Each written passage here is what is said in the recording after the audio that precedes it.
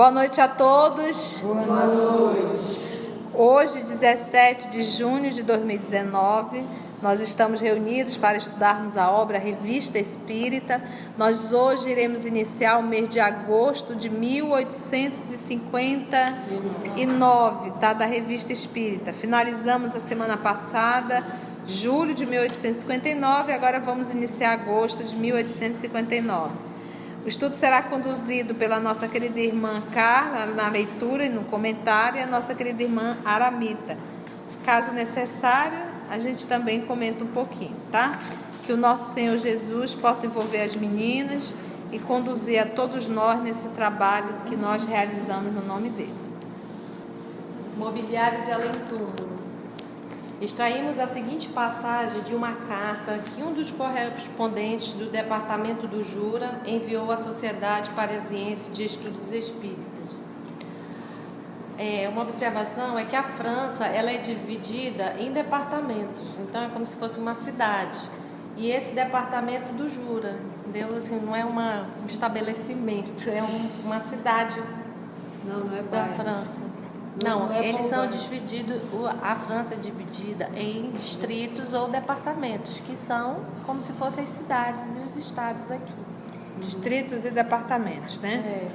E o Jura é o quê? Um departamento. É um dos departamentos, né? Como se fosse um estado. Então, vamos lá. Como já nos tinha dito, Senhor, os espíritos gostavam da nossa velha habitação. No mês de outubro passado, 1858, a senhora Condessa de C, amiga íntima de minha filha, veio passar alguns dias em nossa mansão, acompanhada do filhinho de 8 anos. O menino dormia no mesmo apartamento que a mãe. A fim de que ele e minha filha pudessem prolongar as horas do dia e da conversa, a porta comum que comunicava seus quartos ficava aberta. O garoto não dormia e dizia à sua mãe: "O que a senhora fará com esse homem que está sentado junto à sua cama? Ele fuma um grande cachimbo. Veja como enche o quarto de fumaça. Mandai-o embora. Ele sacode as cortinas." Tal visão durou a noite inteira. A mãe não conseguiu fazer a criança calar e ninguém pôde pregar os olhos. Essa circunstância não surpreendeu a mim nem a minha filha, pois sabemos que há manifestações espíritas. Quanto à mãe, imaginou que o filho sonhava acordado ou se divertia. Eis outro fato pessoal que comigo aconteceu no mesmo aposento, em maio de 1858. É a aparição do espírito de uma pessoa viva que ficou muito admirada por ter vindo me visitar. Eis as circunstâncias. Eu estava muito doente e há tempos não dormia. Quando vi às 10 horas da noite um amigo da família sentado perto de meu leito. Manifestei-lhe minha surpresa por sua visita àquela hora. Disse-me ele: "Não fale, venho velá-la. Não fale, é preciso dormir." E estendeu a mão sobre a minha cabeça. Abri os olhos várias vezes para saber se ele ainda estava lá. E de cada vez me fazia sinal para fechar e calar-me. Ele girava uma caixa de rapé entre os dedos e de quando em quando tomava uma pitada, como o fazia costumeiramente. Por fim adormeci e ao despertar a visão havia desaparecido. Diferentes circunstâncias me provaram que no momento dessa visita inesperada eu estava perfeitamente acordada e que aquilo não era um sonho. Quando de fato me visitou pela primeira vez, apressei-me em agradecer-lhe. Trazia a mesma caixa de rapé e, ao escutar-me, estampava o mesmo sorriso de bondade que eu notara quando me velava. Como me garantiu não ter vindo, o que, aliás, não me foi difícil acreditar, porquanto não teria havido nenhum motivo que o impelisse a vir a tal hora passar a noite junto a mim, compreendi que apenas o seu espírito tinha vindo visitar-me, enquanto seu corpo repousava tranquilamente em sua casa. Então são dois fatos. Me resume o primeiro. Só para finalizar, esse fato segundo aqui está relatado no livro dos médiuns, tá? É o que ele está dizendo aqui. Laboratório do mundo invisível. O primeiro, uma amiga deles vai dormir na casa deles e o filho vê um espírito sentado na cama da mãe e não deixa ninguém dormir. A mãe acha que a criança está sonhando, mas ela sabe que tem manifestações espíritas. E o segundo é que ela estava doente. Não, mas tem uma coisa... tá, mas aí tem uma situação aqui. Vamos lá. O primeiro era o quê? Olha, o menino dormia no mesmo apartamento que a mãe, beleza? A fim de que ele e minha filha pudessem prolongar as horas do dia e da conversa. Então estava a mãe e o filho e a outra mãe e a outra filha. Confere? Confere. Beleza. Então, olha só, o menino dormia no mesmo apartamento que a mãe. A fim de que ele e minha filha pudessem prolongar as horas do dia e da conversa, a porta comum que comunicava seus quartos ficava aberta, beleza? O garoto não dormia e dizia à sua mãe, que aqui é o pulo do gato: o que a senhora fará com esse homem que está sentado junto à sua cama? Ele fuma um grande cachimbo. E também dizia assim, o menino não dormia. Não dormia. O garoto não estava dormindo. Porque nós estamos estudando mobiliário. Então a palavra é, que cachimbo é esse? O mundo espiritual tem cachimbo? Rola um baseado?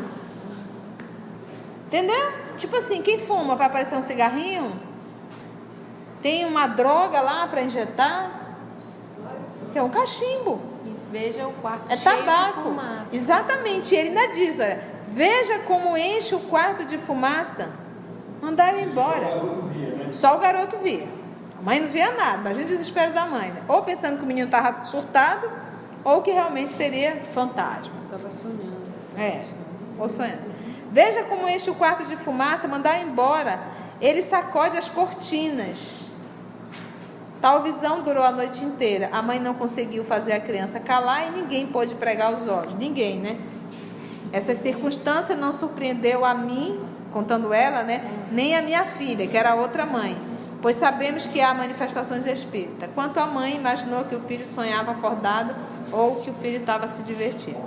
No segundo caso, aquele vê um espírito. No segundo caso, o que aconteceu, Carla?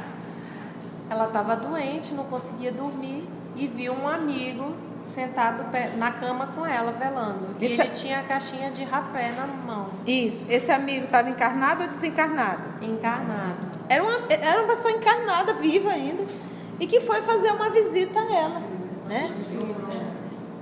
Agora detalhe, quando ele voltar, ele está emancipado, vamos usar o termo emancipado. No desdobramento eu estou consciente. Na emancipação da alma eu não estou consciente. Ele vai voltar ao corpo e não vai lembrar de nada. Porque é isso que nós temos que entender. Eu, encarnada, minha personalidade se limita à Conceição. Quando eu estou emancipada na condição de espírito, eu não me limito à personalidade de Conceição. É como se fosse assim, a forma que eu penso em espírito não é a mesma que eu penso quando encarnada. É mais ampla, né? É muito mais ampla. Eu estou lúcida, dependendo, obviamente, da condição moral do espírito. Então, nesse caso aqui, ela recebe uma visita de um amigo, ela de repente se surpreende, ele está sentado à beira da cama, né? E para surpresa dela, ele está com uma caixinha de rapé. E ainda, de vez em quando, dá uma pitadinha. E ela veio tão nítido que ela achava que era ele. Inclusive, e quando ela tentava falar, fazer alguma coisa, ele fazia... Fecha o olho, é para dormir. Fecha o olho, é para dormir. E acabou adormecendo. Quando ela acordou, obviamente ele não estava lá. Mas o que aconteceu depois? Quando de fato me visitou pela primeira vez, que realmente foi visitado em corpo, pela primeira vez, apressei-me em agradecer-lhe. Ele trazia, olha só, trazia a mesma caixa de rapé. E ao escutar-me, estampava o mesmo sorriso de bondade que eu notara quando me velava. Como me garantiu não ter vindo, o que aliás não me foi difícil acreditar, porquanto não teria havido nenhum motivo que o impelisse a vir a tal hora passar a noite junto a mim. Compreendi que apenas o seu espírito tinha vindo visitar, enquanto seu corpo repousava tranquilamente em sua casa. Então era no momento da emancipação. Então ele foi visitá-la no dia seguinte. Isso quer dizer que ele já dormiu com a vontade de E vê-la, exatamente, de ir visitá-la. E aí, à noite, ele acabou o quê? Se emancipando e foi. Mas não foi no dia seguinte. Quando de fato me visitou pela primeira vez. Ela não disse foi no dia seguinte, né? Não. Mas ele já tinha feito a visita em espírito. Então, a própria vontade. Mas o fato aqui é a caixinha de rapé. Então, no primeiro momento, o cachimbo, a fumaça. No segundo momento, a caixinha de rapé. E que detalhe, quando ele veio visitá-la fisicamente, ele carregava a caixinha de rapé. Para surpresa dela. Vamos lá. Aqui fecha a aspa, eu acho que é Allan Kardec que vai falar, né? Sim. Os fatos de aparição são tão numerosos que seria impossível registrar todos aqueles que são do nosso conhecimento ou que foram obtidos de fontes perfeitamente autênticas. Aliás, hoje que os fatos estão explicados e que nos damos conta exatamente da maneira por que são produzidos, sabemos que pertencem às leis da natureza e, portanto, nada tem de maravilhoso. Como já demos a sua teoria completa, apenas a recordaremos em poucas palavras para a desejável compreensão do que se segue. Além do envoltório corporal exterior, sabemos que o espírito possui um outro, semimaterial, a que chamamos perispírito. Presta atenção, ele vai explicar item a item, tá, Carla? Vai devagarzinho aí. Tudo de novo. Ele vai fazer outra, ele foi para a cidade. Muito bem. Ele vai fazer em poucas palavras. Isso quer dizer, né? apenas a recordaremos em poucas palavras. Vou fazer um en passant aqui, rapidinho. Um resumão. Flashback. A morte nada mais é do que a destruição do primeiro, Qual é o primeiro? o corpo material. Em seu estado errante, o espírito conserva o perispírito, O que é um estado errante? desencarnado. Na erraticidade. Tá na erraticidade. Mas isso não me dá um conceito de erraticidade. Segundo Kardec, Livro dos Espíritos. Ainda não está guardando outra encarnação. Exatamente, lembra sempre disso. Erraticidade, o espírito que está na erraticidade, ele está em stand-by. Ele está aguardando uma nova reencarnação. Resumo do Allan Kardec. O que é erraticidade? Stand-by, exatamente. Ele está aguardando uma nova encarnação. Ele ainda não é um espírito puro. Ele não é um espírito puro. Então, se ele não é um espírito puro, eu posso chamá-lo de um espírito errante, um espírito que está na erraticidade, um espírito que está aguardando uma nova oportunidade para reencarnar, porque ele ainda não aprendeu o que deveria aprender, ele ainda não está na vida eterna. O que é a vida eterna? É aquele espírito que chegou no grau que ele já aprendeu tudo na terra, agora ele vai aprender lições que a gente não consegue nem imaginar e mensurar. Não precisava de um corpo. Entendeu? Então, o que é um espírito que está no estado errante? Stand-by para a próxima encarnação. Guardando uma nova encarnação. Entenderam, gente? Vamos lá. Em seu estado errante, o espírito conserva o perispírito, que constitui uma espécie de corpo etéreo, invisível para nós em seu estado normal. Os espíritos povoam o espaço, e se num determinado momento o véu que nos oculta fosse levantado, veríamos uma imensa população agitar-se à nossa volta e percorrer os ares. Que é isso que a gente tem que entender. A gente acha assim, colônia espiritual é lá, a pessoa pensa que é em outro planeta. Não, é aqui. Começa aqui, né? É aqui, é paralelo. Lá já são espírito bem mais elevado. Mas no nosso caso, são colônias paralelas. Lembra, tu assististe o vídeo que eu te mandei? Dos mundos... Ainda não. Os mundos paralelos, as dimensões paralelas que nós não fazemos ideia. Eu achei bem legal. Porque aí ele bota como é que chama? Uma simulação no computador, aí bota assim a nossa dimensão, a outra dimensão, e diz que tem mais de 100 dimensões. Ou seja, a gente só vive numa. uma. E as dimensões, elas não são uma em cima, é tudo assim, tipo sobreposta. Então aqui nós estamos Tudo numa tá em e aqui tem outra, e tem outra, e tem outra. Por isso que os espíritos, né, não se veem, tem um que vem de outra dimensão, de outra cada vez mais sutil. Uma coisa que a gente Não, o entende, espaço é dividido. Esse não é. Não é, Eles esse é estão, sobreposto. são dimensões diferentes. é igual no cinema. Quando a gente vai no cinema, para assistir um cinema em terceira dimensão, só quem tem um óculos especial, senão você não vê. consegue ver. Então, para você enxergar um espírito, você tem que ter uma coisa, Uma o predisposição organismo físico, orgânica, uma né? predisposição orgânica, você já traz esse óculos em você e você enxerga. É Nessa tudo dimensão. junto, mas está tudo junto. Tá tudo junto, elas Quem são- não tem o óculos para enxergar, vamos dizer, a terceira, né? E aí, como é legal a gente entender no cinema que assim, já vai vir os filmes de quarta dimensão. A gente não tem nem noção como é, mas é uma coisa mais... por exemplo, na Disney já tem um parque lá no Epcot Center que você entra e você entra num simulador e você põe um óculos, você sente o cheiro, você sente como se você estivesse voando junto. Isso são os primeiros experimentos da quarta dimensão. Mas você precisa entrar nisso, é tudo assim. Então, tá tudo junto. Só vale me perceber, né? Só vale Perceber. E o interessante é que eu mandei aquele vídeo pra ti, não, era legal divulgar, né? Porque o vídeo mostra que a ciência já consegue comprovar essas dimensões. Eu comecei a ver, mas eu não terminei. Olha lá, então ele diz: a morte nada mais é do que a destruição do primeiro. Em seu estado errante, que nós já estudamos, o espírito conserva o Espírito. que constitui uma espécie, da comparação, de corpo, um corpo que? Etéreo. Vamos lá.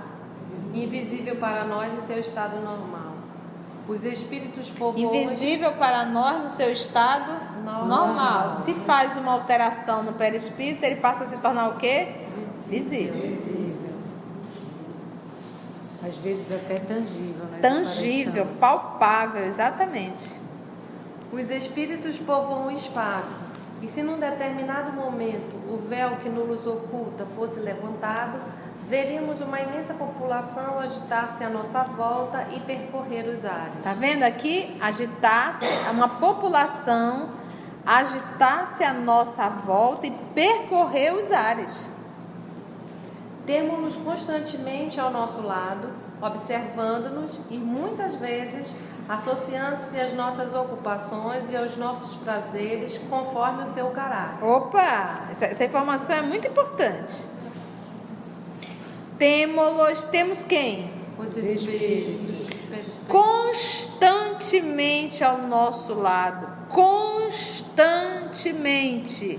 Em qualquer lugar.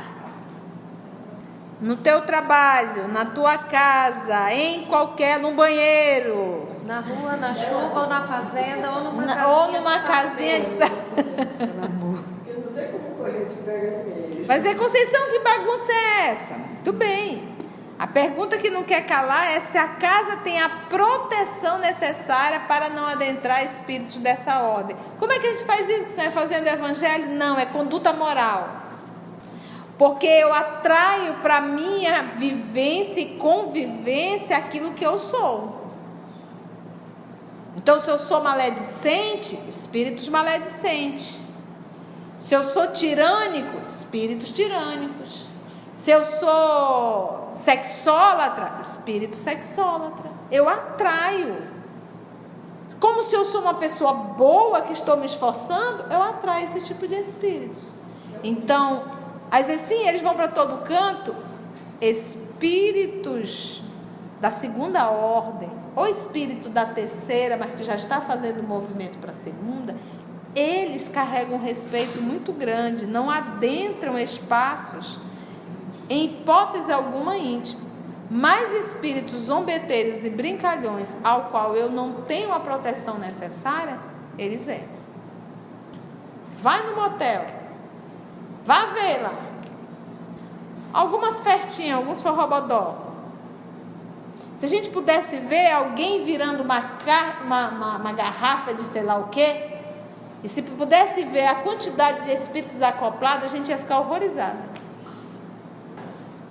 Por isso o desejo, bebe mais, bebe mais, bebe mais. A mesma coisa para o sexo. Faça mais, faça mais, faça mais. Para a comida. Entendeu? É isso aqui, por isso que ele diz, ó, temo-los constantemente ao nosso lado. Agora lembra sempre, eu atraio aquilo que eu estou. Lembrei agora da cena do Sexo e Destino. Quando ele ia beber, tinha dois com ele o tempo todo. Bebendo junto. E queriam chegar outros, mas eles, não, esse é nosso. Deixa que ele a gente já tem até dom. Eles se acham, porque o que acontece? Eles bebem junto e eles sentem o prazer que você está sentindo. O estar acoplado o prazer que tu sente, essa vibração que ele emite, é dessa vibração que eles se alimentam. E eles sentem verdadeiramente todo o prazer. É algo assim, por isso a gente chama de vampirismo. Então, mas vale ainda ressaltar uma vez mais. Por isso nosso Senhor Jesus vem dar toda a lição. Nós atraímos o que somos. Lei de atração e afinidade. E vale ressaltar que essa lei de atração, lei de afinidade, é uma lei criada pelo Pai, o nosso Pai maior, e é inderrogável. Se eu tenho afinidade com o bem, essa é uma lei inderrogável. O mal não tem como chegar e dizer corta. Como da mesma forma, se eu tenho afinidade com o mal, os espíritos superiores eles não têm como chegar e cortar o fio. Não tem. Corta e liga. Quem que tem que mudar? A pessoa. Uma vez a pessoa mudando, natural. Por isso o evangelho, a reforma moral, o pensamento. Uma vez a criatura mudando, naturalmente ela vai mudando as suas companhias espirituais. Por isso é que ele diz, temos-nos constantemente ao nosso lado. Olha aqui, ó. Observando-nos. Imagina, gente, a gente está aqui todo mundo estudando, né? Eu aqui explicando, falando. Aí pega um espírito desse brincalhão e diz, eu vou seguir essa moleca hoje, essa curumim. Tu imagina a confusão que isso possa vir a dar se eu não tiver uma conduta moral? Entendeu? E todos nós estamos, qualquer um de nós podemos passar por isso. Eles estão o quê? Nos observando. Outro, às vezes eu tenho um inimigo do passado, que não encarnou não, e que está ali ferrenho, lado a lado. Me olha, me vigia e vê as minhas atitudes. Se eu não mudei, o ódio dele só aumenta. Porque ele diz, está vendo? É a mesma pessoa de sempre. Mudou de roupa. E ele diz na reunião mediúnica, só mudou de roupa. Só mudou de roupa, mas é a mesma, é o mesmo. Vai dizer a mesma cínica. A mesma cínica. Agora, se nós fazemos um movimento de mudança, lembra que nós falamos no livro Consolador? Não há quem não resista ao amor, não há quem não resista a uma resposta de amor. Se a gente faz esse movimento de mudança, nós nos evangelizamos e, de contrapartida, a gente evangeliza eles também. Porque eles vão amolecendo. Está dando o exemplo. Pelo exemplo. Quando a gente fala em exemplo, a gente só pensa em mundo físico. A gente esquece do mundo espiritual. Aí vai olhando assim, olha, ela está mudando, né?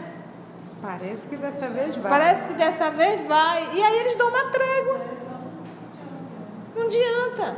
Ou eles desistem ou não mudam. Desistem. E outra, eu vou perdendo a sintonia com ele.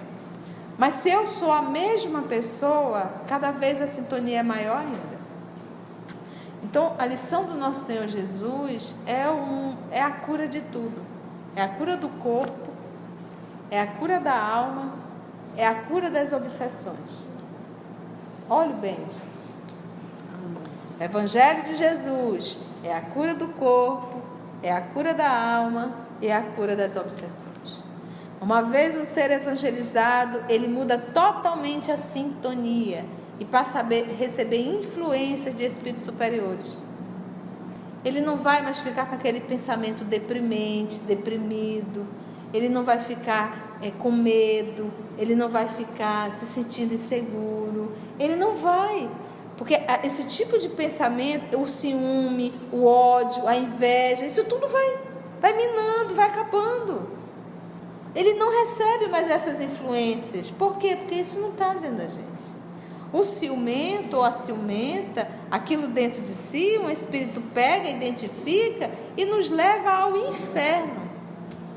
Fica ali incitando. Fica ali incitando. E eles conseguem plasmar no nosso pensamento cenas. Você vê. São influência de espíritos perversos. Mas que eu estou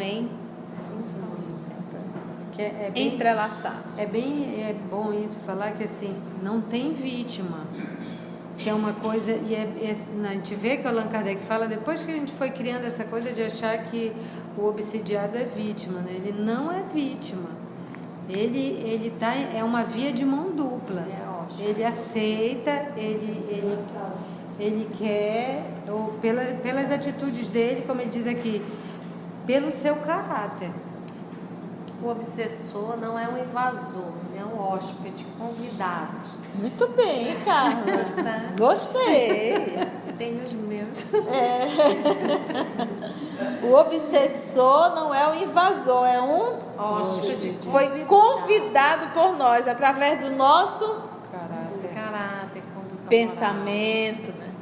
Continua ele. Isso aqui a gente tem que esmiuçar. Então, temos-los constantemente ao nosso lado, observando-nos, e muitas vezes, olha aqui a palavra, lembra da associação que nós estudamos no livro Pensamento e Vida? Sim. Associando-se às nossas ocupações,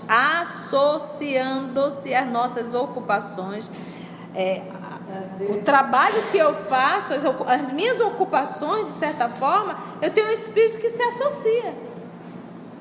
Então você imagina se eu faço uma revista de fofoca.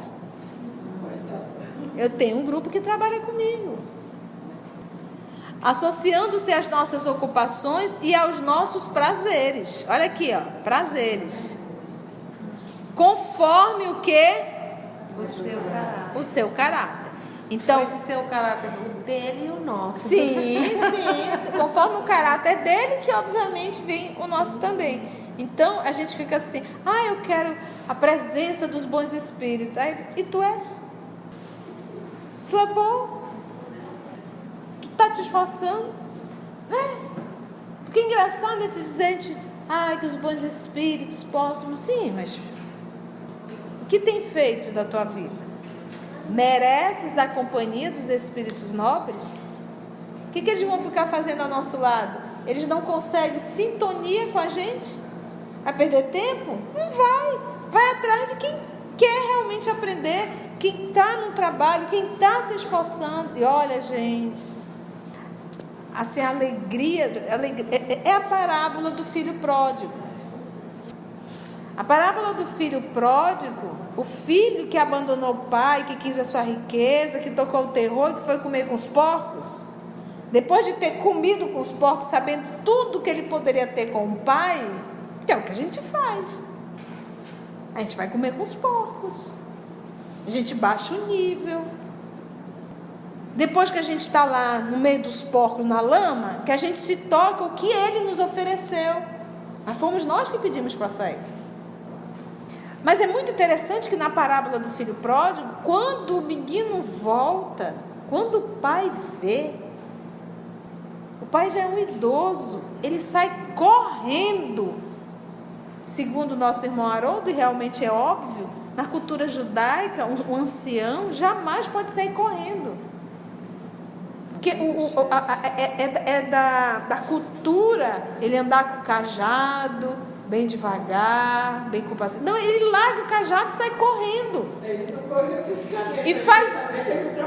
E faz um outro movimento. Dentro da parábola, é Jesus tentando mostrar a alegria de Deus quando o filho volta. E ele beija o filho várias vezes. Morreu. Ele não questionou por que você não. Ele só recebeu. Então, o que a parábola também nos diz? Quando nós fazemos um movimento, dizer assim, Pai, chega, eu quero voltar para os teus braços, eu quero amar como tu amas, eu quero viver na tua casa. Alegria.